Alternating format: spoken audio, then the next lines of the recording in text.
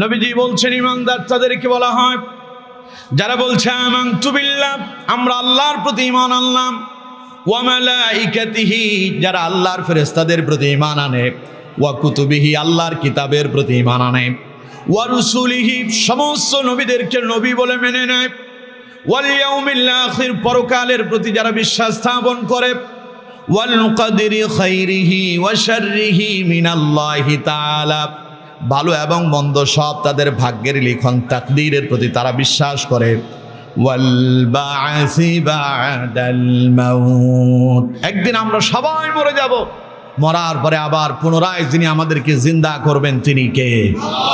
আরো জোরে বলতে হবে, তিনি কে? এই 7টা বিষয়ের উপরে যারা দৃঢ়তার সঙ্গে বিশ্বাস করে তারা হলো মুমিন। তারা কি? মুমিন। যারা মুমিন, মুমিনদের জন্য আল্লাহ জান্নাত তৈরি করেছেন, মুমিনদের জন্য আল্লাহ তাআলা পরকালে পুরস্কারের ব্যবস্থা রেখেছেন। আর মুমিনেরা হচ্ছে আল্লাহর দলের লোক। মুমিনেরা কার দলের লোক? কিন্তু আল্লাহ মুমিনদেরকে বলছেন জাহান্নামের আগুন থেকে বাঁচো, এর কারণ কি? মুমিনরা তো জান্নাতেই যাবে, কিন্তু বাঁচার জন্য বললেন কেন? তার মানে বোঝা যায় শুধু ঈমান আনলেই যে জান্নাতে চলে যাবে এমন কোনো কথা নাই। জান্নাতে যাওয়ার জন্য ঈমান আনার পরে আমল লাগবে। কি লাগবে?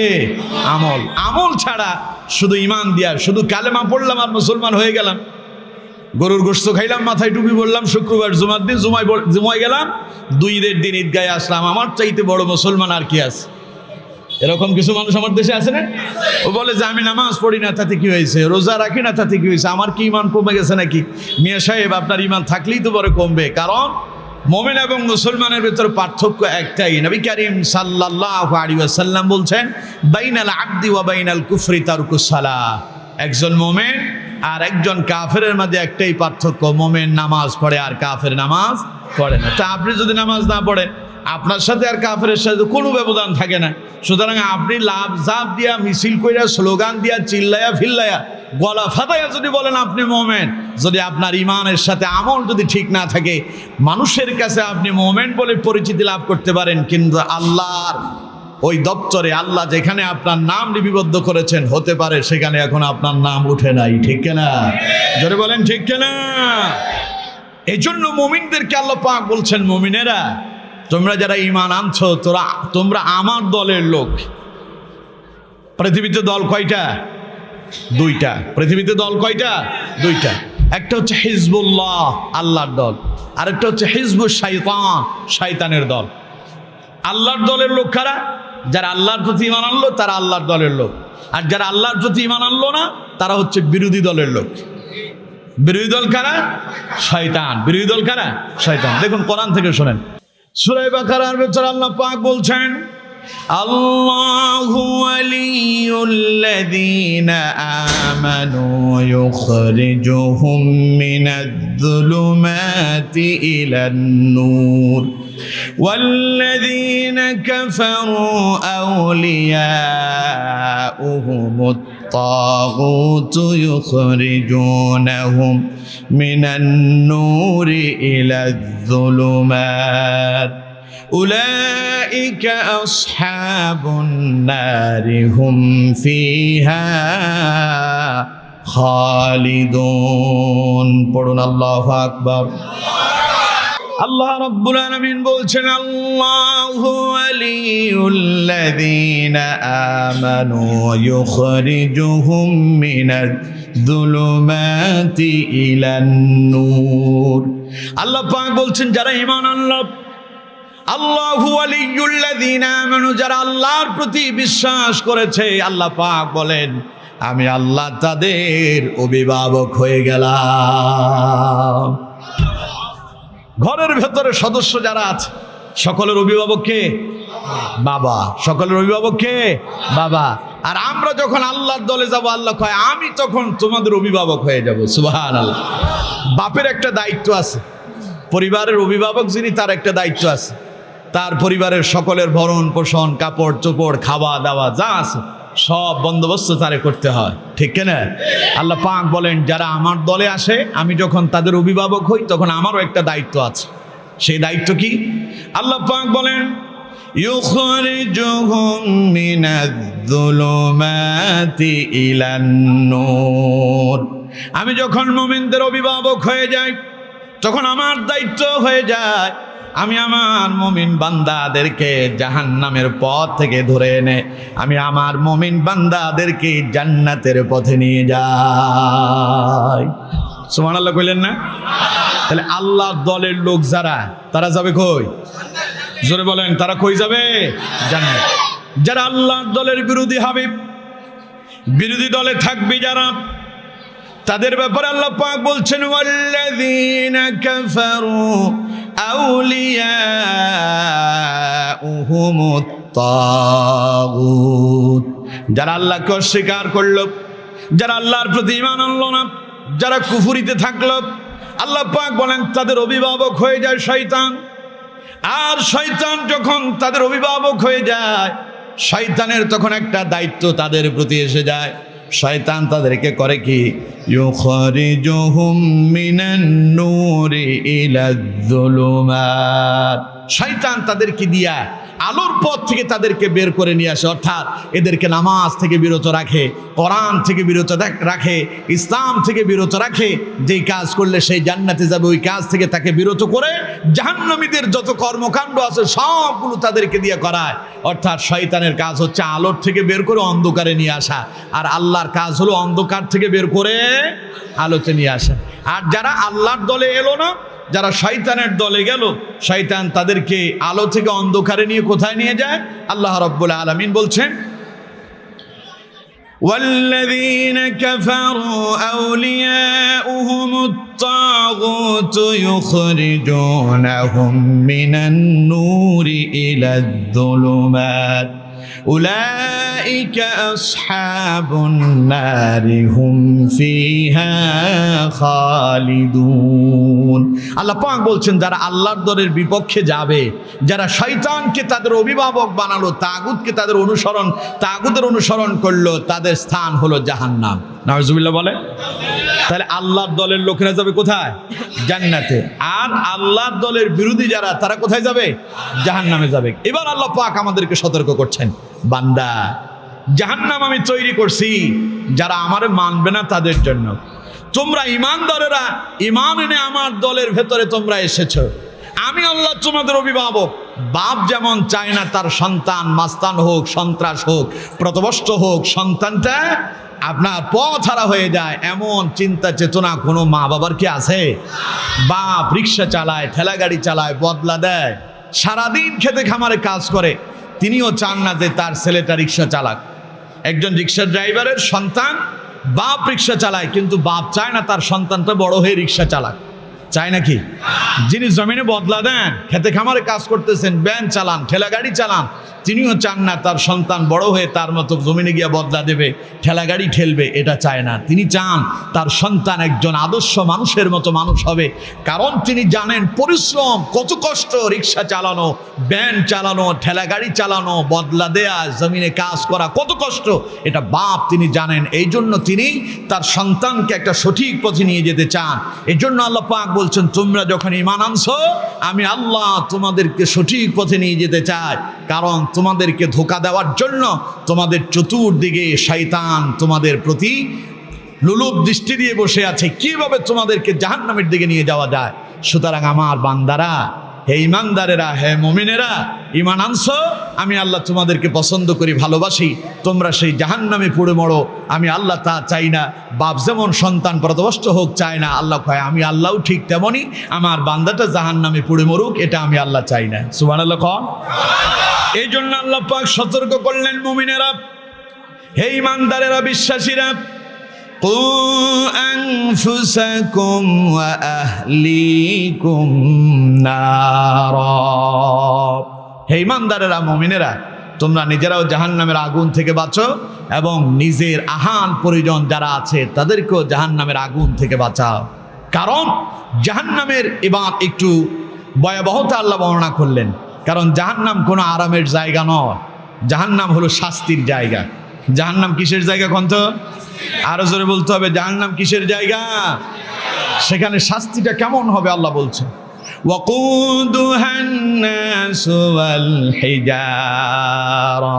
জাহান্নামের ইন্ধন তথা লাকড়ি হিসাবে গাছপালা ব্যবহার করা হবে না। আল্লাহ পাক বলছে মানুষদেরকে জাহান্নামের লাকড়ি বানানো হবে। নাউজুবিল্লাহ কইলেন না? মানুষদেরকে জাহান্নামের লাকড়ি বানানো হবে। সুতরাং মুমিনেরা তোমরা জাহান্নামের লাকড়ি হয়ে যাও, এটা আমি আল্লাহ পছন্দ করি না। সুবহানাল্লাহ কইলেন না? আল্লাহর ভালোবাসা বান্দার প্রতি কত বেশি। এরপরে আল্লাহ সতর্ক করলেন, আরো সতর্ক করলেন, বান্দারে শোনো, আলাইহা মালাইকাতুন গিলাদুন শিদাদ। এই জাহান্নামের ভেতরে কিছু প্রশাসনের লোক আছে। দুনিয়া যেমন পুলিশ আছে, র্যাব আছে, আর্মি আছে, বিডিআর আছে, সীতা কোবরা আছে, এরা মানুষদেরকে নিয়ন্ত্রণ করে। পুলিশের চাইতে বেশি পাওয়ার হলো র্যাবের, ঠিক কিনা? র্যাবের চাইতে আরো বেশি পাওয়ারফুল যারা, তারা হলো সেনাবাহিনী। এক একজনের পাওয়ার এক এক রকম। কিন্তু আমার বন্ধুগণ, দুনিয়াতে পুলিশ বলেন, র্যাব বলেন, আর্মি বলেন, সীতা কোবরা যাই বলেন না কেন, আপনার মানুষের প্রতি তাদের একটা দুর্বলতা আছে না নাই? দুর্বলতা অবশ্যই আছে। আমার বন্ধুগণ, মাঝে মধ্যে দেখবেন কিছু সন্ত্রাস, ইয়াবাখোর, গাঁজাখোর, হেরোইন, নেশাখোর যখন ধরা পড়ে, পুলিশের হাতে যদি কিছু পয়সা করে ঘুষিয়ে দেওয়া যায়, তাহলে পরে আবার পথে তারে ছেড়ে দেয়, আছে না নাই? তার মানে মানুষের প্রতি তার দুর্বলতা আছে। কিন্তু আল্লাহ পাক বলছেন, ও পৃথিবীর মানুষেরা, জাহান্নামের ভিতরে এমন সিকিউরিটি আমি ব্যবস্থা করেছি, জাহান্নামটাকে আমি আল্লাহ পাক এমন ভাবে সাজালাম, এমন কঠিন কঠোর হৃদয়ের ফেরেশতা রেখেছি, আলাইহা মালাইকাতুন গিলাদুন শিদাদ, যাদের অন্তরের ভিতরে বিন্দু পরিমাণ কোনো মায়া মহব্বত তাদের অন্তরে নাই। এরপর আল্লাহ বলছেন, লা ইয়াসুনাল্লাহ মা আমারহুম, তারা কখনো আল্লাহর আদেশকে অমান্য করে না। ওয়া ইয়াফআলুনা মা ইউমারুন, বরং আল্লাহ যা আদেশ করেন তারা তাই করে। আমার বন্ধুগণ, এবার আমি আপনাদেরকে প্রশ্ন করি, জাহান্নাম কি ভয়াবহতার জায়গা না আরামের জায়গা? আরো জোরে বলেন, ভয়াবহতার জায়গা না আরামের জায়গা? আপনি কি জানেন জাহান্নামের আগুন কত বেশি শক্তিশালী? তাকে আপনি জানেন? দুনিয়াতে যে আগুন আমরা দেখছি, নবী করিম সাল্লাল্লাহু আলাইহি ওয়াসাল্লাম তিনি তার সাহাবীদেরকে বলছেন, ও আমার সাহাবীরা, দুনিয়ায় তোমরা যে আগুন দেখছো, এর আগুন জাহান্নামের 70 ভাগের 1 ভাগ। এই আগুন জাহান্নামের কত? 70 ভাগের 1 ভাগ। তার মানে দুনিয়ার এই আগুনের চাইতে জাহান্নামের আগুন আরো 69 গুণ বেশি শক্তিশালী হবে। সাহাবাই কেরাম বললেন, ইয়া রাসূলুল্লাহ সাল্লাল্লাহু আলাইহি ওয়াসাল্লাম, মানুষদেরকে শাস্তি দেওয়ার জন্য, পুড়িয়ে মারার জন্য দুনিয়ার এই আগুনটাই তো যথেষ্ট। কারণ দুনিয়াতে যখন আগুন লাগে, কোনো একটা ঘরের ভেতরে আগুন লাগছে, ওই ঘর পুড়ে যেতে মনে হয় 2-4-5 ঘন্টা সময় লাগে। কতক্ষণ? 5 মিনিটই যথেষ্ট। দুনিয়ার এই আগুন একটা ঘরকে পুড়িয়ে দিতে 5 মিনিট সময়টাই তার জন্য যথেষ্ট। দুনিয়ার এই আগুন যদি এত শক্তিশালী হয়, যাদের কাছে আগুন নিয়ন্ত্রণ করার জন্য সরঞ্জামাদি থাকে, মানুষদেরকে আগুন থেকে নিয়ন্ত্রণ করার জন্য তারা সামনে এগিয়ে আসে, তারা যদি সেই আগুনেই পুড়ে মরে, এই জাহান্নামের আগুনের চাইতে যদি 69 গুণ বেশি শক্তিশালী হয়, তাহলে তার ধারের কাছেও যাওয়া যাবে? ধরে বলেন, যাবে কি? আমার বন্ধুগণ, সাহাবাই কেরাম প্রশ্ন করলেন, হুজুর, দুনিয়ার এই আগুনে তো মানুষদেরকে শাস্তি দেওয়ার জন্য যথেষ্ট। এবার নবীজি বললেন, আমার সাহাবীরা, তাহলে একটু বুঝো তো দেখি, দুনিয়ার আগুন দিয়া যদি মানুষদেরকে পোড়া মারার জন্য যথেষ্ট হয়, আল্লাহ পাক জাহান্নামের আগুনকে এর চাইতে আরো 69 গুণ বেশি শক্তিশালী করলেন। তার মানে কোনো ব্যক্তি যদি জাহান্নামের ভিতরে যদি চলে যায়, তার অবস্থা ভালো হবে না খারাপ। হাদিসের ভেতরে এসেছে, নবী করিম সাল্লাল্লাহু আলাইহি ওয়াসাল্লাম বলছেন, জাহান্নামের আগুনকে আল্লাহ পাক 3000 বছর প্রজ্বলিত করেছিলেন। কত বছর? 3000 বছর।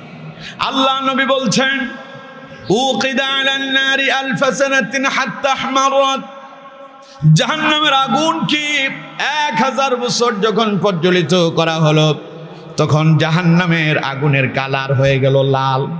কি কালার হয়েছে কোন?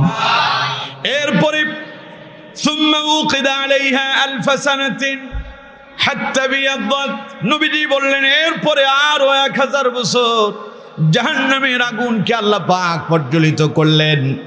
এরপরে জাহান্নামের আগুনের কালার আর লাল বর্ণ থাকলো না, এটার কালার পরিবর্তন হয়ে গিয়ে এটার কালার হয়ে গেল সাদা। কি হয়ে গেল? সাদা হয়ে গেল। নবীজি বললেন সুম্মা উকিদা আলাইহা আলফা সানাতিন হাত্তা সুওয়াদ্দাত। এরপরে আরো 1000 বছর জাহান্নামকে আল্লাহ পাক প্রজ্বলিত করলেন। এবারে 1000 বছর পরে জাহান্নামের কালার আর সাদাও থাকলো না, আগের লাল বর্ণ পরিবর্তন হয়ে গেল সাদা বর্ণ পরিবর্তন হয়ে গিয়ে জাহান্নামের আগুনের কালার হয়ে গেল ঘোর অন্ধকার কালো। ফাহিয়া ফি সাউদা মুজলিমা। নবীজি বলেছেন এর অন্ধকার এত বেশি কালো হয়েছে যা ঘোর অন্ধকার হয়ে গেছে। এবার আমি আপনাদেরকে প্রশ্ন করি, দুনিয়ায় যদি কোনো ঘরে আগুন লাগে, চতুর্দিকে যখন ধোঁয়া ছড়িয়ে পড়ে, কালো ধোঁয়া, ঘরের ভেতরে কোনো মানুষ আছে বাঁচার জন্য চিৎকার করছে, সে কি রাস্তা খুঁজে পাবে বেরিয়ে আসা? চিন্তা করেন জাহান্নামের আগুন যদি এত কালো হয়, সেখান থেকে বেরিয়ে আসার কোনো সুযোগ আছে কি? কঠিন অবস্থা হবে। আমার বন্ধুগণ, জাহান্নাম আরো কঠিন, আরো কঠিন। কেমন কঠিন হবে? জাহান্নামের আগুন যেমন অত্যন্ত ভয়াবহ হবে, জাহান্নামীদের জন্য শাস্তিগুলো অত্যন্ত ভয়াবহ হবে।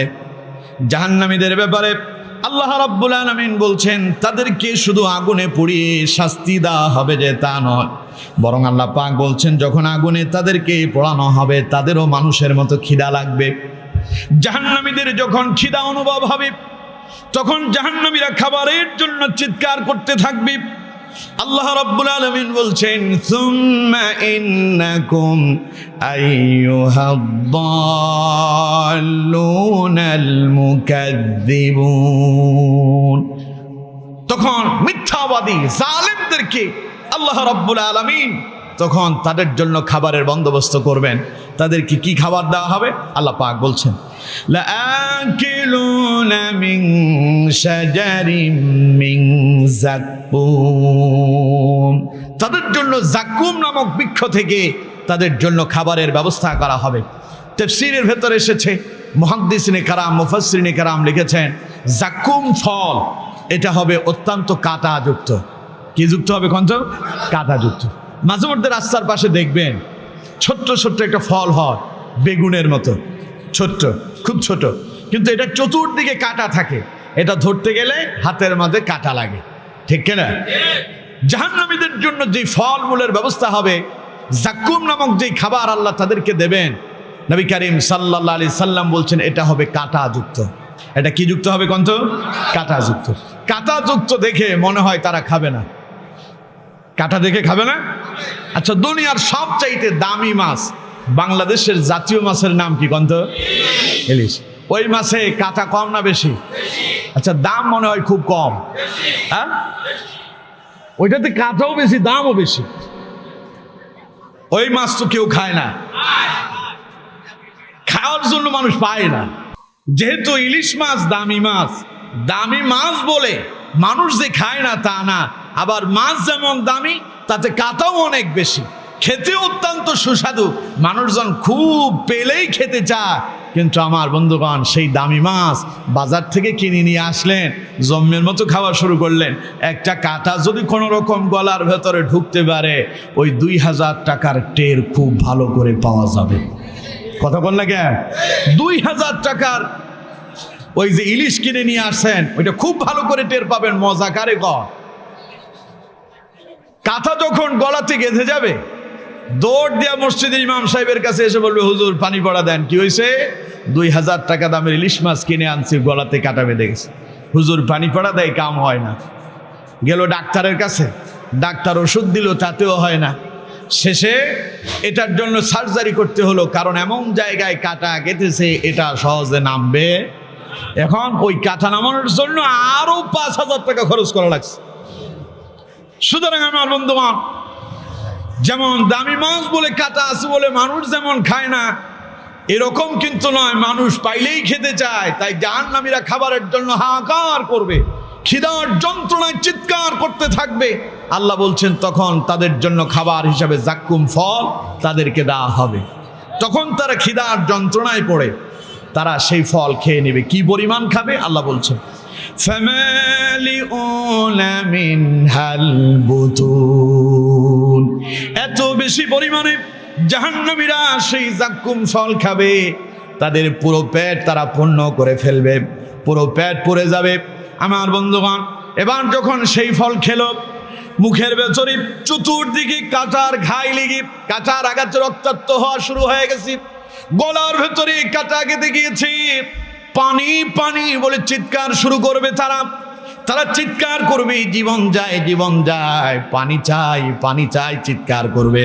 আল্লাহ পাক বলছেন তখন তাদের জন্য পানির ব্যবস্থা করা হবে। কোরআনের পরের আয়াতে আল্লাহ পাক বলছেন, ফাশারিবুনা আলাইহি মিনাল হামিম, তখন তাদেরকে পানি দেওয়া হবে অত্যন্ত ফুটন্ত গরম, টকবকে গরম ফুটন্ত পানি তাদেরকে খেতে দেওয়া হবে। নাউজুবিল্লাহ বলেন না? তখন কি তারা ওই পানি খাবে না?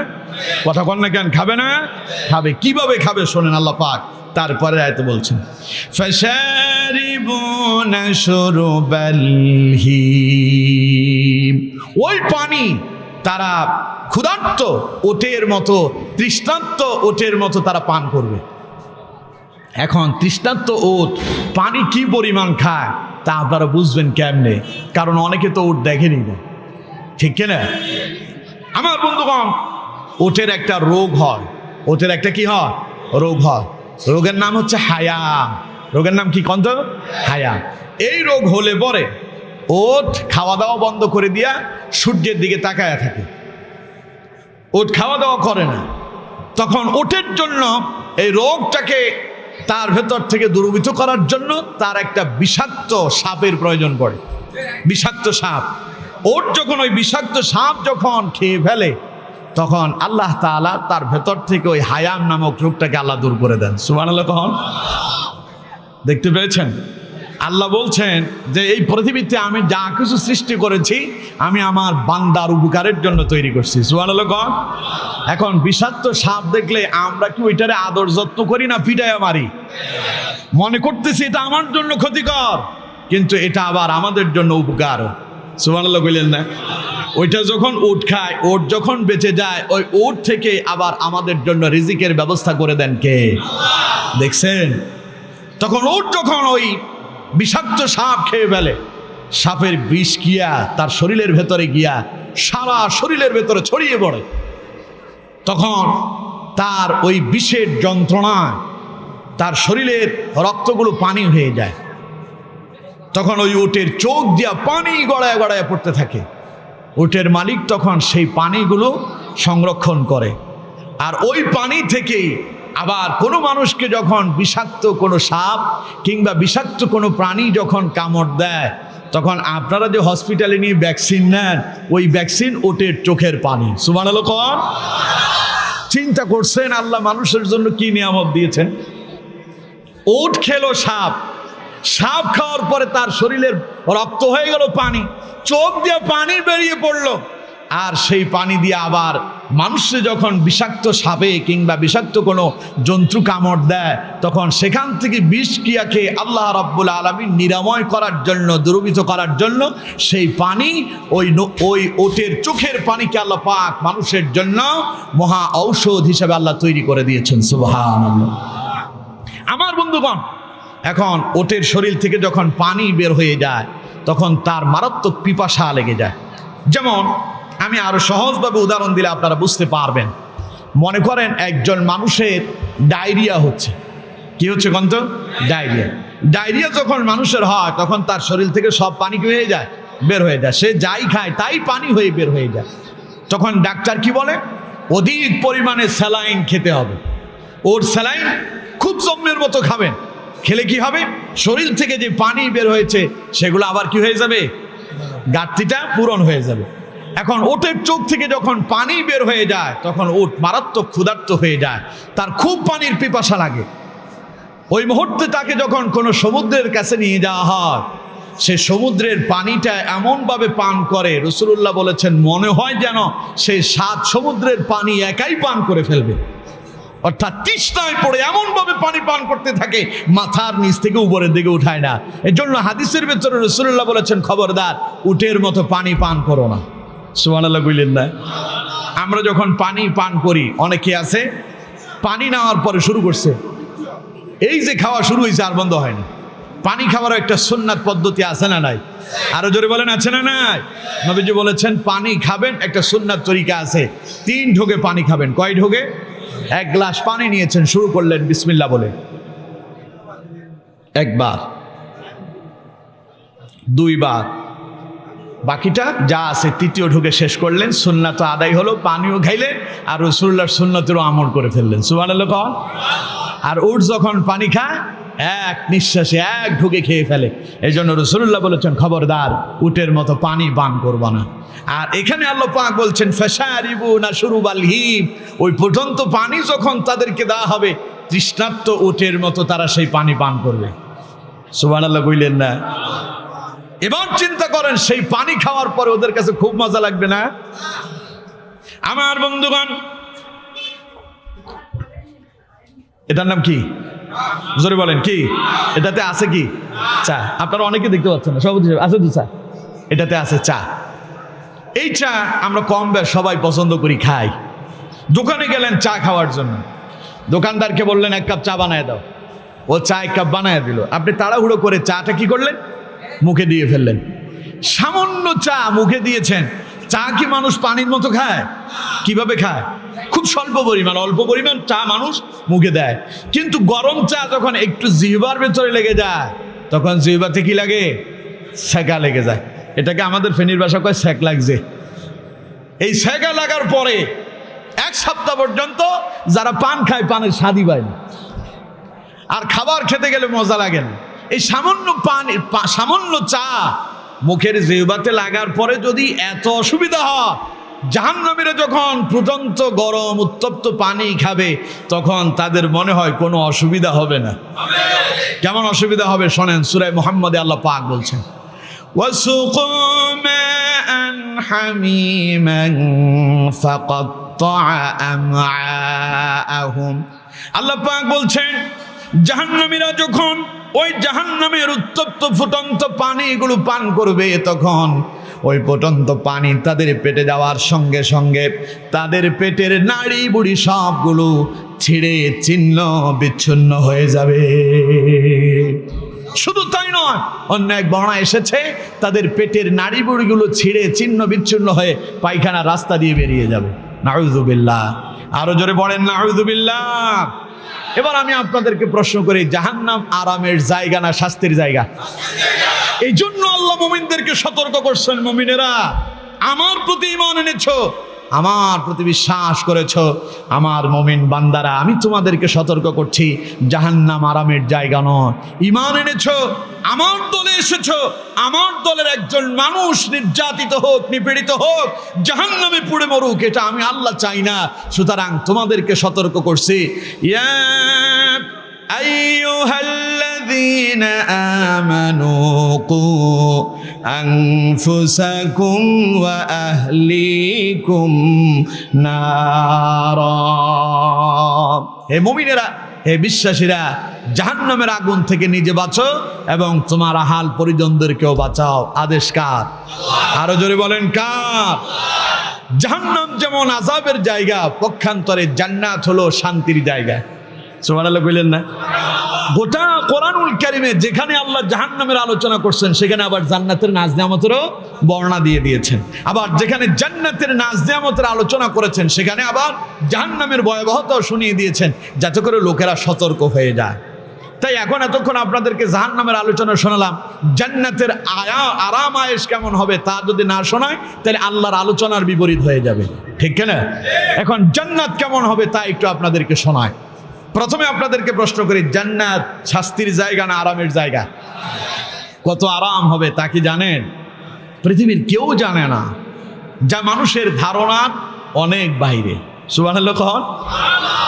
জান্নাতটা কেমন হবে? কোরআনুল কারীমে আল্লাহ রাব্বুল আলামিন বলছেন, ওয়াসিকাল্লাযীনা তাকাউ রাব্বাহুম ইলাল জান্নাতি যুমারা হাত্তা جاءوها وفتحت أبوابها وقال لهم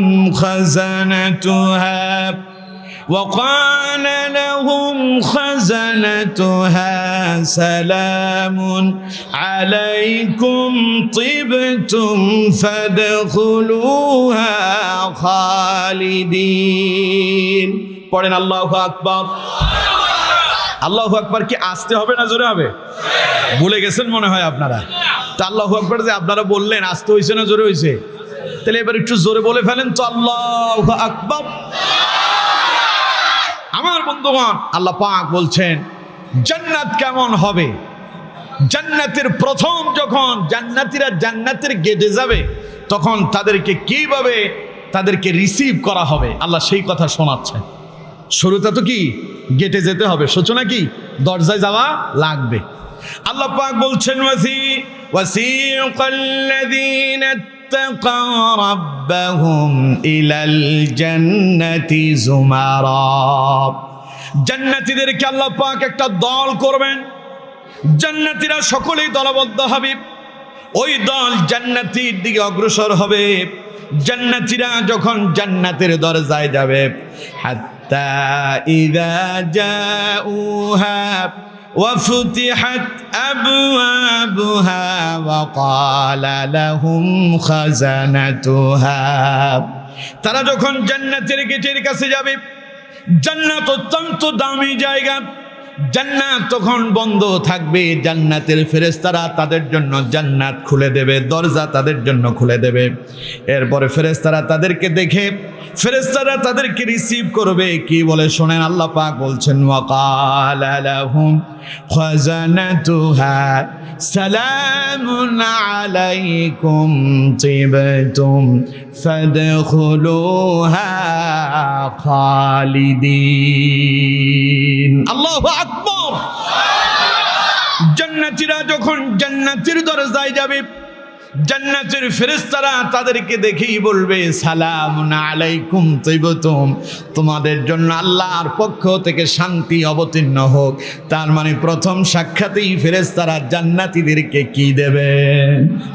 আরো জোরে বলেন, কি দেবে? সালাম দেবে। সুবহানাল্লাহ কোন? জান্নাতীদেরকে সালাম দিয়া তাদেরকে সম্বোধন করা হবে, রিসিভ করা হবে। এবার তাদের কি বলা হবে? ফাদখুলুহা খালিদিন। ও আল্লাহর মেহমানেরা, যাও আল্লাহর জান্নাতের ভিতরে প্রবেশ করো। জান্নাতীরা এবার যখন জান্নাতের ভিতরে ঢুকবে, ফেরেশতারা বলবে শান্তির আবাসস্থল, শান্তিময় জায়গা, জান্নাত তোমাদের জন্য আল্লাহ পাক নির্ধারণ করে দিয়েছেন। এই জান্নাতে চিরকাল তোমরা আরামে আয়েশে কাটিয়ে দাও। সুবহানাল্লাহ। এবার জান্নাতীরা দরজা খুলে দেওয়ার পরে সালাম গ্রহণ করে ঢুকবে কোথায়?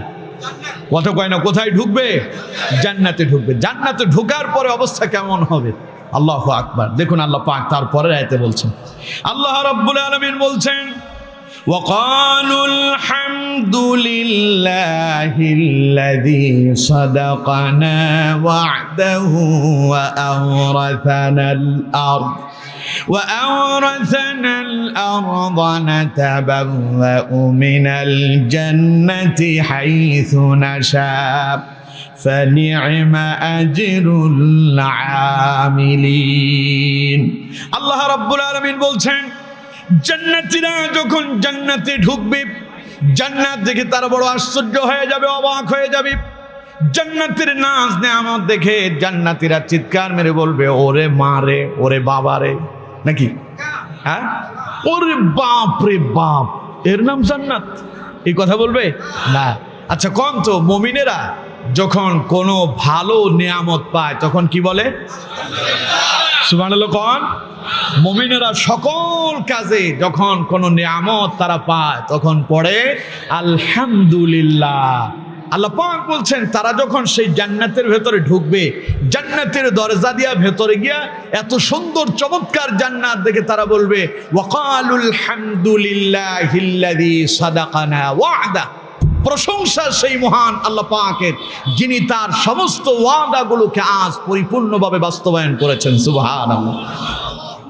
এবার জান্নাত দেখে তারা বলবে আল্লাহর প্রশংসা করতেই থাকবে আর বলতেই থাকবে।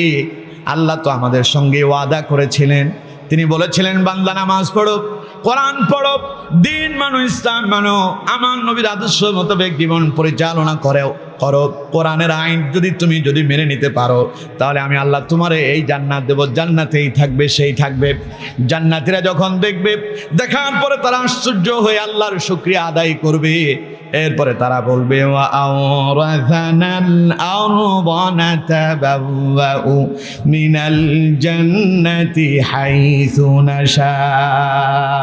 তারা বলবে এত চমৎকার জান্নাত, এই জান্নাতের মালিক আল্লাহ পাক আমাদেরকে বানিয়ে দিয়েছেন এবং তিনি আমাদেরকে অনুমোদন দিয়েছেন, গোটা জান্নাত আমাদের জন্য উন্মুক্ত করে দিয়েছেন। আমরা যেখানে যেতে চাই সেখানেই যেতে পারবো, যেখানেই থাকতে চাই সেখানেই থাকতে পারবো। এত সুন্দর নাজ নিয়ামত আল্লাহ আমাদের জন্য দান করলেন।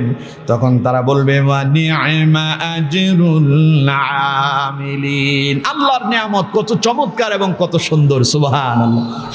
এবার আমার বন্ধুগণ, তারা যে জান্নাতে ঢুকলো, কি দেখে তারা আলহামদুলিল্লাহ বললো, তাও তো একটু আমাদের জানার দরকার আছে না নাই? যারা জান্নাতে ঢুকে কি দেখবে শোনেন।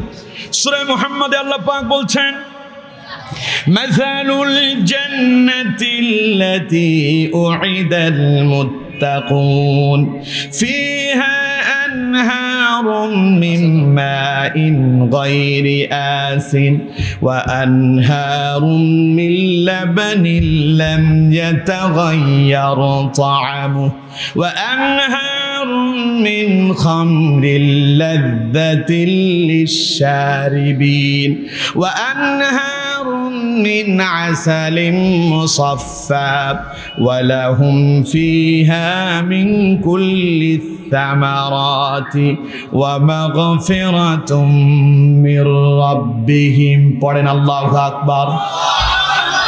আমার বন্ধুগণ, আল্লাহ পাক বলছেন, এই কোথায় আওয়াজ হয় এটা একটু দেখেন। আমার বন্ধুগণ, আল্লাহ পাক বলছেন জান্নাতীদেরকে কেমন জান্নাত দেওয়া হবে। জান্নাতীদের জান্নাতের ভেতরে একটা দুইটা নয়, চারটা নহরের বন্দোবস্ত আল্লাহ পাক করে রেখেছে। কয়টা? চারটা।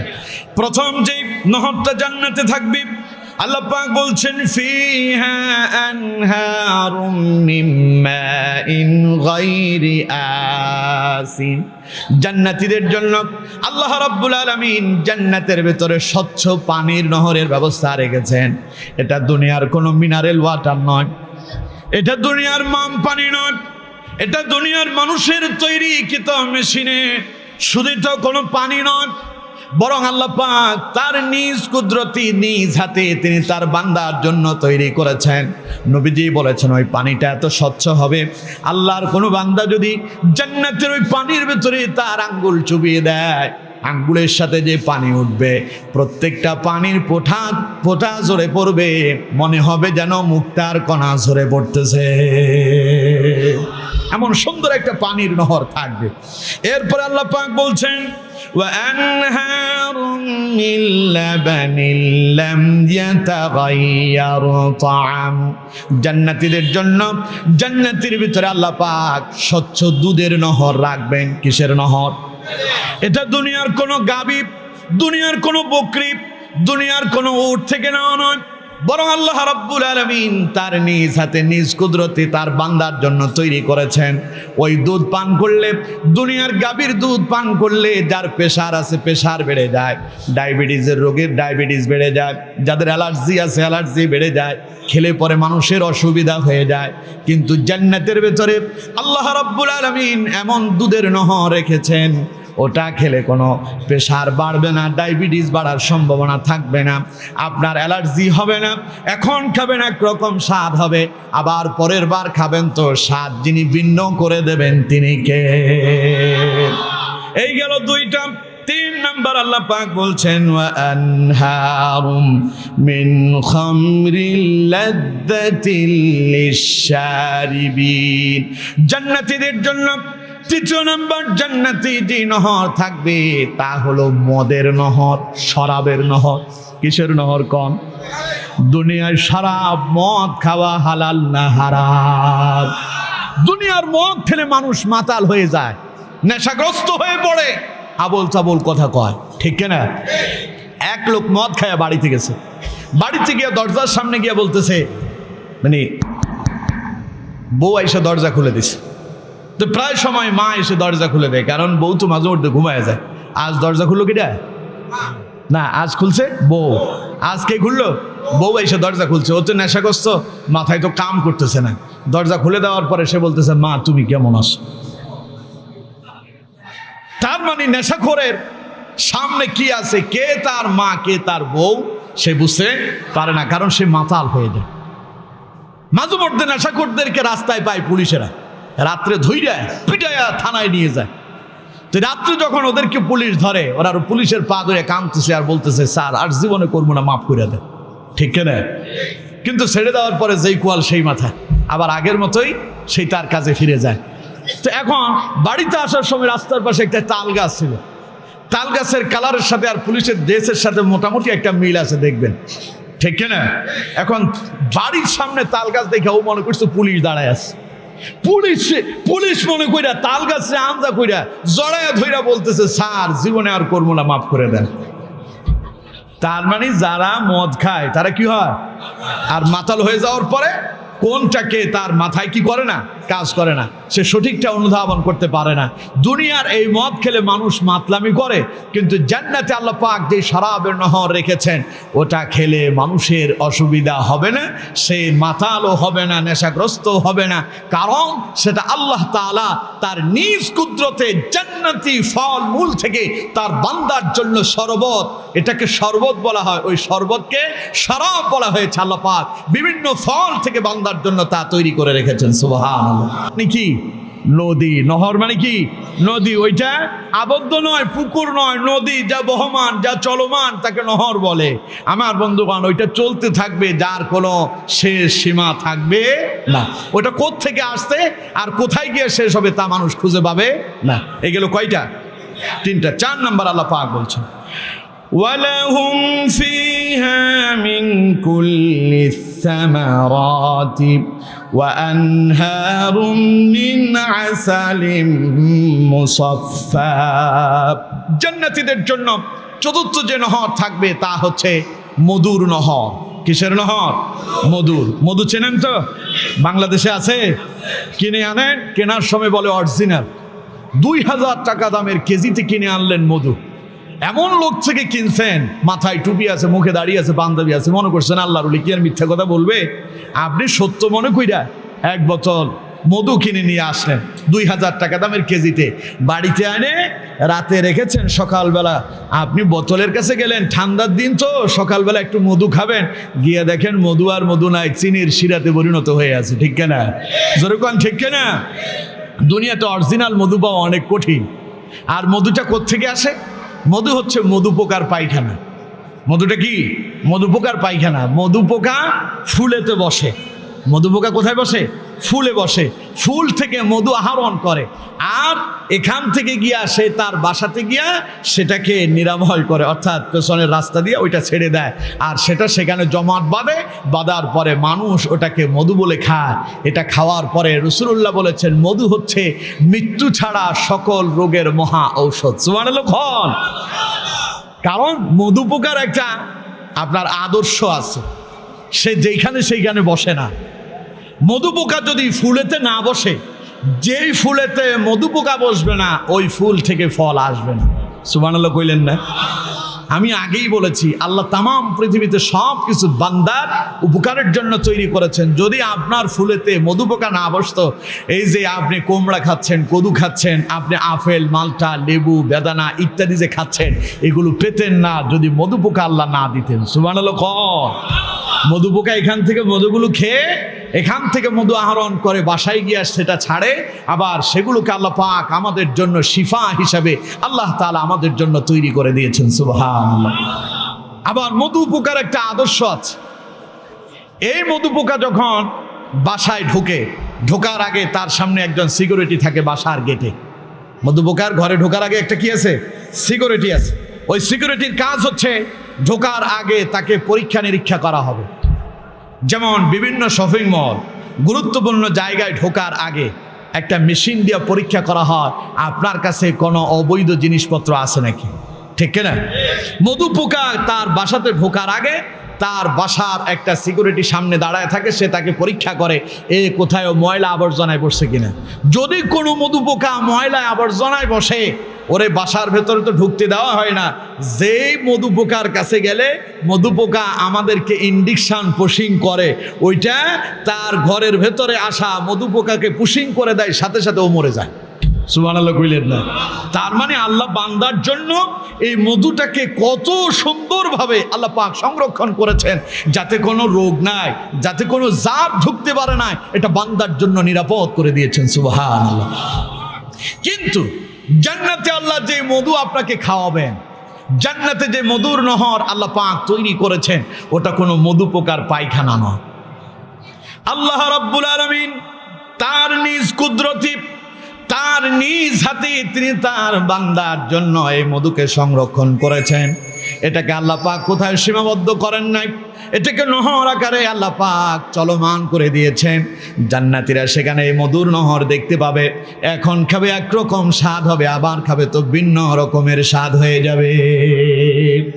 শুধু তাই নয়, এই চারটি নহরের পাশাপাশি আরো থাকবে। আল্লাহ পাক বলছেন ওয়ালাহুম ফিহা মিন কুল্লি সামারাতি ওয়া মাগফিরাতুম মির রাব্বিহিম। আল্লাহ পাক বলছেন সেই জান্নাতীদের জন্য জান্নাতে যেমন থাকবে স্বচ্ছ পানির নহর, থাকবে দুধের নহর, থাকবে শরাবের নহর, থাকবে মধুর নহর, এর পাশাপাশি গোটা জান্নাত থেকে আল্লাহ পাক তাদের জন্য ফুল আর ফল দিয়া পরিপূর্ণ করে দেবে। ফুলে ফলে পরিপূর্ণ থাকবে। সুবহানাল্লাহ। আমার বন্ধুগণ, শুধু তাই নয়, আল্লাহ পাক বলছেন ওয়া মাগফিরাতুম মির রাব্বিহিম। যারা জান্নাতে যাবে আল্লাহ রাব্বুল আলামিন তাদের জন্য স্পেশাল পুরস্কার রেখেছেন। দুনিয়ায় থাকাকালীন তারা যত ভুল ভ্রান্তি, গুনাহ, অন্যায়, অপরাধ করেছে, আল্লাহ তাদের সমস্ত ভুল ভ্রান্তি, গুনাহগুলো আল্লাহ মাফ করে দেবে। একদম পবিত্র হয়ে সে জান্নাতে ঢুকবে। সুবহানাল্লাহ কোন? এই তো আমি আপনাদেরকে শোনালাম, এই দেখবেন। কিন্তু আল্লাহ কোরআনে কি বলছেন? কোরআনে আল্লাহ রাব্বুল আলামিন বলছেন ফালা তা'লামু নাফসুম মা উখফিয়া লাহুম মিন কুররাতি আ'য়ুন জাযাআম বিমা কানু ইয়া'মালুন। আল্লাহ পাক বলছেন আমি আমার জান্নাতি মেহমানদের জন্য, আমার বান্দাদের জন্য জান্নাতটাকে এত সুন্দর সুশোভিত করে রেখেছি, এত সুন্দর করে সাজিয়ে রেখেছি, এত সুন্দর সুন্দর নাজ নেয়ামত আমি জান্নাতে রেখে দিলাম, দুনিয়ার কোন চোখ তা দেখতে পায় নাই। সুবহানাল্লাহ। হাদিসের ভিতরে রাসূলুল্লাহ বলেছেন قال الله تعالى أعددت لعبادي الصالحين ما لا عين رأت ولا أذن سمعت ولا خطر على قلب بشر। রাসূল করিম সাল্লাল্লাহু আলাইহি সাল্লাম বলছেন দুনিয়া যারা আমল সালেহ করতে পারবে, দুনিয়ায় যারা নেক কাজ করতে পারবে, কিয়ামতের দিন আল্লাহ পাক তাদেরকে জান্নাতে নিয়ে যাবেন, এমন জান্নাত তাদেরকে দেওয়া হবে। আ'দাতু লিইবাদিয়াস সালিহিন মা লা আইনুন রাআত। জান্নাতি এত নাজ নিয়ামত তারা সেখানে পাবে যা দুনিয়ার কোনো চোখ জীবনে দেখে নাই। ওয়ালা উযুনুন সামিআত। দুনিয়ার কোনো চোখ দেখা তো পরের কথা, দুনিয়ার কোনো কান জীবনে শুনতেও পায় নাই। ওয়ালা খাতারা আলা কলবি বাশার। চোখ দেখবে তো পরের কথা, কান শুনবে তো দূরের কথা। আল্লাহ রাব্বুল আলামিন বলছেন দুনিয়ার কোনো মানুষ জীবনে তা কল্পনাও করতে পারে নাই। সুবহানাল্লাহ। এমন জান্নাত আল্লাহ দেবেন কোন চোখ দেখে নাই, কোন কান তার নিয়ামতের কথা শোনে নাই, কোন অন্তর তা কল্পনাও করতে পারে নাই। তার মানে জান্নাত আনন্দের হবে না বেদনার হবে? আরো জোরে বলেন, আনন্দের না বেদনা? সেই জান্নাতের কথাই আল্লাহ পাক বলেছেন বান্দারে ইয়া আইয়ুহাল্লাযীনা আমানু ও আনফুসাকুম ওয়া আহলিকুম নারা। হে ঈমানদারেরা, হে মুমিনেরা, জাহান্নামের আগুন থেকে নিজে বাঁচো এবং তোমার আহাল পরিজনদেরকে বাঁচাও। তার মানে আমি তোমাদেরকে জাহান্নামে যাওয়ার জন্য তৈরি করি নাই, আমি তোমাদেরকে জান্নাতের মেহমান বানাতে চাই। সুতরাং জাহান্নামী যত কর্মকাণ্ড আছে সব ছেড়ে দাও, জান্নাতে যাওয়ার যত কাজ আছে সব করা শুরু করে দাও। ঠিক কিনা? যেরকম ঠিক কিনা?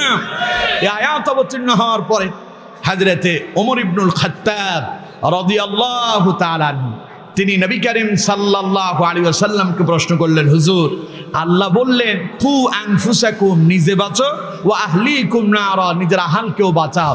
হুজুর, আমি বুঝতে পারতেছি না, আমি এই কথা বুঝতে পেরেছি যে আমি নিজে জাহান্নামের আগুন থেকে কেমনে বাঁচবো। আমি জাহান্নামের আগুন থেকে বাঁচার জন্য আমাকে নামাজ পড়তে হবে, গুনার কাজ ছাড়তে হবে, অশ্লীল মন্দ কাজ থেকে দূরে থাকতে হবে, কিন্তু আমি আমার আহাল পরিজনদেরকে কেমনে বাঁচাবো? আল্লাহ নবী তখন জবাব দিলেন, ওমর শোনো, জাহান্নামের আগুন থেকে তুমি তোমার আহাল পরিজনদেরকে এইভাবে বাঁচাবে, তুমি যেইভাবে ভালো ভালো কাম করে জান্নাতে যেতে চাও, তোমার আহাল পরিজনদেরকেও ভালো কাজের আদেশ দাও। তুমি যেমন মন্দ কাজ থেকে নিজেকে বিরত রাখো, ঠিক তেমনি ভাবে তোমার আহাল পরিজনদেরকেও মন্দ কাজ থেকে তাদেরকে ফিরায়া রাখো। তাহলে তুমি নিজেও জান্নাতে যেতে পারবে আর তোমার আহাল পরিজনরাও জান্নাতের মেহমান হয়ে যাবে। ঠিক না? কিন্তু এখন আমাদের অবস্থা কি? বাপ নামাজ পড়ে, তার ছেলে নামাজ পড়ে না, স্বামী নামাজ পড়ে, স্ত্রী নামাজ পড়ে না। ঘরের ভেতরে ঘরটা একটা জাহান্নামে পরিণত হয়েছে। এমন অনেক ঘর আছে, বাপও নামাজ পড়ে না, মাও পড়ে না, ছেলেও পড়ে না, বউও পড়ে না, কেউ পড়ে না, সবাই বেনামাজি। ঠিক না? কথা বলেন ঠিক না? আপনি আব্বা নামাজ পড়তেছেন, কিন্তু আপনার সন্তান যে নামাজ পড়তেছে না, এই সন্তানকে আপনি নামাজের কথা যে বলছেন না, কিয়ামতের দিন এই সন্তান কিন্তু আপনার বিরুদ্ধে আল্লাহর আদালতে মামলা করে দেবে। যেই ছেলের জন্য বাজার থেকে কাতল মাছ নিয়ে আসেন, যেই ছেলেকে রাত্রিবেলায় যখন আপনি ঘুমান, শীতের রজনী, আপনার হঠাৎ করে ঘুম ভেঙে যায়, প্রথমে উঠেই ছেলের দিকে তাকান, ছেলের গায়ের ভিতরে কম্বলটা আছে নাকি? ঠিক না? ছেলেকে এত মহাব্বত করেন, ছেলের গায়ের ভিতরে কম্বলটা মোড়ায়া দেন, চোখ ছুটলেই ছেলের দিকে তাকান, কারণ আপনার বাচ্চাটার কষ্ট হচ্ছে। এই কষ্ট আপনার হৃদয়ের ভেতরে অনুভূত হচ্ছে। আপনি কি জানেন, আপনার এই সন্তান যদি আপনার মতো দ্বীন ইসলাম যদি মানতে না পারে, আপনার সামনেই আপনার সন্তান আগুনে পড়ে মরবে, আপনি কি তা সহ্য করতে পারবেন? কথা বলেন, পারবেন কি? সুতরাং আমার বন্ধুগণ, নিজেকেও জাহান্নাম থেকে বাঁচতে হবে, নিজের আহাল পরিজনদেরকেও বাঁচাতে হবে। সন্তানের জন্য দুনিয়াতে যেমন মায়া মহব্বত দেখান, রাত্রিবেলায় নিজে কম্বল না গায়ে দিয়ে সন্তানটারে গায়ে দেওয়া দিচ্ছেন, এরপরে বাজার থেকে বড় বড় মাছগুলো নিয়ে আসছেন, সন্তানরে খাওয়াচ্ছেন। যদি দ্বীন এবং ইসলাম যদি আপনার সন্তানকে না শেখান, এই সন্তান কিয়ামতের দিন আপনার বিরুদ্ধে আল্লাহর আদালতে মামলা দায়ের করবে। কথা আমার না আল্লাহ? আরো জোরে বলতে হবে, আমার না আল্লাহ। আল্লাহ পাক বলছেন, ওয়াকালাল্লাযীনা কাফারু রাব্বানা আরিনাল্লাযীনি আযাল্লানা মিনাল জিন্নি ওয়াল ইনস নাজআলহুমা তাহতা আকদামিনা লিয়াকুনা মিনাল আসফালিন। পড়েন আল্লাহু আকবার। এখানে কারা কথা বলে? পেছনে কথা বলে কারা? এটা একটু দেখেন। এই যে আপনারা করতেছেন কি? আপনারা এই যে ভলান্টিয়ারের লোকেরা, এরা করতেছে কি? এই তোমরা এগুলো বন্ধ করতে পারো না? পেছনের লোকজন ঢুকে কথা বলে কেন? এই আমার বন্ধুগণ, অসুবিধা হচ্ছে আপনাদের? আল্লাহ পাক বলছেন, ওয়াকালাল্লাযীনা কাফারু। আমি এখানে একটা কথাও নিজের বলছি না, প্রত্যেকটা কথা কোরআন এবং হাদিস দিয়ে আপনাদেরকে শোনানোর চেষ্টা করতেছি। ঠিক না? সুতরাং এখানে ডিস্টার্ব করা যাবে না। কারো কারণে যদি একটা মিনিট যদি নষ্ট হয়ে যায়, আপনাকে কিয়ামতের দিন আল্লাহর আদালতে জবাবদিহি করতে হবে। আমার বন্ধুগণ, আল্লাহ পাক বলছেন, ওয়াকালাল্লাযীনা কাফারু রাব্বানা আরিনাল্লাযীন আযাল্লানা মিনাল জিন্নি ওয়াল ইনস। যারা আল্লাহকে অস্বীকার করলো, আল্লাহর ইবাদত থেকে দূরে সরে গেল, তারা যখন জাহান্নামী হয়ে যাবে, কিয়ামতের দিন তারা তাদের রব আল্লাহকে ডেকে বলবে, রব্বানা, হে আমার রব, আরিনাল্লাযীনা আযাল্লানা মিনাল জিন্নি ওয়াল ইনস। মানুষ এবং জিনদের ভেতরে কাদের কারণে আজকে আমরা জাহান্নামে আসলাম, তাদেরকে আমাদের সামনে নিয়ে আসো। নাজআলহুমা তাহতা আকদামিনা লিয়াকুনা মিনাল আসফালিন। তাদেরকে আমাদের সামনে নিয়ে আসো, আমরা তাদের ঘাড়ের উপরে পাড়া দিয়া তারপরে জাহান্নামে যেতে চাই। সুতরাং আপনি বাপ, আপনি মা, আপনি পরিবারের অভিভাবক, আপনি পরিবারের বড় ভাই, আপনি নিজে নামাজ পড়তেছেন, আপনার সন্তান নামাজ পড়ে না, আপনি স্বামী আপনি নামাজ পড়েন, আপনার স্ত্রী নামাজ পড়ে না, আপনি স্ত্রী নামাজ পড়েন, আপনার স্বামী নামাজ পড়ে না, আপনি কোরআন পড়েন, আপনার সন্তান কোরআন পড়ে না, আপনি দিন মানেন, আপনার সন্তান দিন মানে না, আপনি তার দিন শেখালেন না, ইসলাম শেখালেন না, নামাজ শেখালেন না। কিয়ামতের দিন আপনার এই সন্তান আপনার বিরুদ্ধে আল্লাহর আদালতে মামলা দায়ের করবে, আপনার ঘাড়ের উপরে পাড়া দিয়া তারপরে জাহান্নামে যাবে। নাউযুবিল্লাহ বলেন। এজন্য রাসূলুল্লাহ সাল্লাল্লাহু আলাইহি ওয়াসাল্লাম বলছেন, কুল্লুকুম রাঈন ওয়া কুল্লুকুম মাসউলুন আন রায়াতি। তোমরা প্রত্যেকেই দায়িত্বশীল, কিয়ামতের দিন তোমাদের প্রত্যেককে প্রত্যেকের দায়িত্ব সম্পর্কে যিনি জিজ্ঞাসা করবেন তিনি কে? আরো জোরে বলেন, তিনি কে? এই জন্য আপনি বাপ এই কথা বললেন না যে আমি তো নামাজ পড়তেছি, আমার ছেলে না পড়লে আমি করবো কি। আপনি স্বামী নামাজ পড়েন, আপনার স্ত্রী পড়ে না, আপনি এই কথা বলার সুযোগ নাই আমার স্ত্রী না পড়লে আমি করবো কি। এই কথা বলার সুযোগ আছে? কথা কোন সুযোগ আছে? এক মহিলা এসেছে এক মুফতি সাহেবের কাছে, এসে বললেন, মুফতি সাহেব আমি আপনাকে একটা প্রশ্ন জিজ্ঞাসা করতে চাই। মুফতি সাহেব বললেন, ঠিক আছে, কি প্রশ্ন বলেন। মহিলা বলতেছে যে হুজুর, আমার পরিবারে আমার স্বামী আছে, আমার সন্তান আছে, আমি তাদেরকে প্রতি ওয়াক্ত নামাজের সময় নামাজের কথা বলি, ওরা নামাজ পড়ে, কিন্তু দুর্ভাগ্যবশত ফজরের সময় আমি তাদেরকে ঘুম থেকে সজাগ করতে পারি না। এখন আমি কিন্তু তাদেরকে ডাকি, তারা যে উঠে না, আমার দায়িত্ব কি শেষ? এতে কি আমার কোনো অসুবিধা আছে? তখন মুফতি সাহেব বললেন, মা আপনি খুব সুন্দর চমৎকার প্রশ্ন করেছেন। আচ্ছা আমি এবার আপনাকে একটা প্রশ্ন করি, আচ্ছা কোন তো যেই ঘরের ভেতরে আপনার স্বামী এবং আপনার সন্তান ঘুমিয়ে আছে, ওই ঘরের ভেতরে আগুন লেগেছে, আপনি কি দাঁড়ায় দাঁড়ায় দেখবেন? কয় যে না, করবেন কি? কয় আমি যেই করেই হোক আমার সন্তান এবং স্বামীকে ঘুম থেকে সজাগ করবই। কারণ কি? কয় কারণ এখানে জীবন এবং মৃত্যুর শঙ্কা আছে, কারণ যে আগুন লাগছে এই আগুনে আমার স্বামী এবং সন্তান পুড়ে মরে যাওয়ার সম্ভাবনা কম না বেশি? বেশি। সুতরাং তাদেরকে বাঁচানোর জন্য যেই করেই হোক আমি ঘরে ঢুকবো, তাদেরকে বাঁচাবই। তখন মুফতি সাহেব বললেন, মা আপনার এই জবাবের মাঝেই আপনার প্রশ্নের জবাব নিহিত আছে। মহিলা বললেন, কি করে? তখন মুফতি সাহেব বললেন, মা আপনি কি জানেন জাহান্নামের আগুন কত ভয়াবহ হবে? মহিলা বললেন যে না। মা বললেন, দুনিয়ার আগুনের চাইতে আরো 69 গুণ বেশি শক্তিশালী হবে। দুনিয়ার এই আগুন যদি আপনার ঘরে লাগার পরে আপনার সন্তান এবং আপনার স্বামীকে বাঁচানোর জন্য আপনি যেমন চেষ্টা করবেন, জাহান্নামের আগুন থেকে বাঁচানোর জন্য আরো 69 গুণ বেশি আপনাকে চেষ্টা করতে হবে কিভাবে আমার সন্তান এবং আমার স্বামীকে জাহান্নামের আগুন থেকে বাঁচানো যায়। ঠিক কিনা? কথা কোন ঠিক কিনা? কিন্তু আপনি আব্বা কি করতেছেন? ছেলে আপনার নেশা করতেছে, ছেলে ইয়াবা খায়, ছেলে মদ খায়, ছেলে নামাজ পড়ে না, ছেলে দিন মানে না, ইসলাম মানে না। আপনি আপনার সন্তানটাকে নামাজের কথা বললেন না। ছেলে বিদেশ থাকে, প্রতি মাসে আপনার জন্য 50,000 1 লক্ষ টাকা পাঠায়, আপনি খুব আরাম আয়েশ করে খাচ্ছেন, আপনি খুব আরাম আয়েশ করে খাচ্ছেন, কিন্তু আপনি আপনার সন্তানকে জিজ্ঞাসা করলেন না, আব্বা তুমি যে এই টাকা ইনকাম করতেছো এটা হালাল না, হালাল কি হারাম কিনা? এই প্রশ্ন আপনি কোনোদিন আপনার সন্তানটারে জিজ্ঞাসা করেন নাই। আব্বা তুমি যে প্রবাসে থাকো ঠিকমতো নামাজ কালাম পড়ো, প্রশ্ন আপনি কোনোদিন করেন নাই। আমার বন্ধু, আপনার সেই সন্তান কিয়ামতের দিন আপনার বিরুদ্ধে আল্লাহর আদালতে মামলা দায়ের করবে। সুতরাং আপনার দায়িত্ব হচ্ছে নিজে যেমন আল্লাহর গোলামি করবেন, পাশাপাশি আপনার সন্তানকেও আল্লাহর গোলামির জন্য তাকে অবশ্যই বাধ্য করতে হবে, আদেশ প্রদান করতে হবে। যদি তা করতে পারেন, যদি আপনার সন্তান নামাজ না পড়ে, আপনি তারা নামাজের কথা বললেন, দিন শেখালেন, ইসলাম শেখালেন, সব করে দিলেন, কিন্তু আপনার সন্তান মানে না, তাহলে অন্তত আপনি আপনার দায় থেকে মুক্তি লাভ করলেন। কিয়ামতের দিন আল্লাহ আপনাকে জিজ্ঞাসা করবে, বান্দা তুমি তোমার দায়িত্ব পালন করছো? ওই যে রাসূলুল্লাহ বলেছেন, কুল্লুকুম রাঈন ওয়া কুল্লুকুম মাসউলুন আন রায়াতি।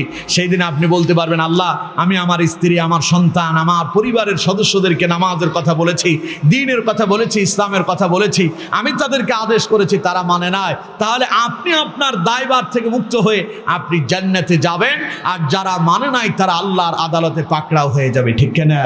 যেরকম ঠিক কিনা? কিন্তু আজকে অধিকাংশ বাবা মা তার সন্তানকে সঠিক পথে পরিচালিত করে না। ছেলে কই যায় খবরই রাখে না, রাত 12টা 1টায় ঘরের ভেতরে আসে, সারা রাত নেশার সাথে, সারা রাত জুয়ার আসরে, সারা রাত মদের আড্ডায় কাটিয়ে দেয়। আব্বা জিজ্ঞাসা করে না, বলে এই সন্তান এক পর্যায়ে এমন এক জায়গায় গিয়ে উপনীত হয়, সেই তার আব্বার সামনে পর্যন্ত নেশা করতে দ্বিধাবোধ করে না। ঠিক কেনা? আরো জোরে বলেন ঠিক কেনা? এর জন্য আপনাকেই সতর্ক এবং সচেতন হতে হবে। আপনি পারেন আপনার পরিবারকে, আপনার পরিজনকে একটা আদর্শ পরিবার, একটা আদর্শ জান্নাতি পরিবারে রূপান্তরিত করতে। ঠিক কেনা? জোরে বলেন ঠিক কেনা? সুতরাং নিজেকেও জাহান্নাম থেকে বাঁচতে হবে, নিজের আহাল পরিজনদেরকেও জাহান্নামের আগুন থেকে বাঁচাতে হবে। পারবো ইনশাআল্লাহ? জোরে বলেন পারবো ইনশাআল্লাহ?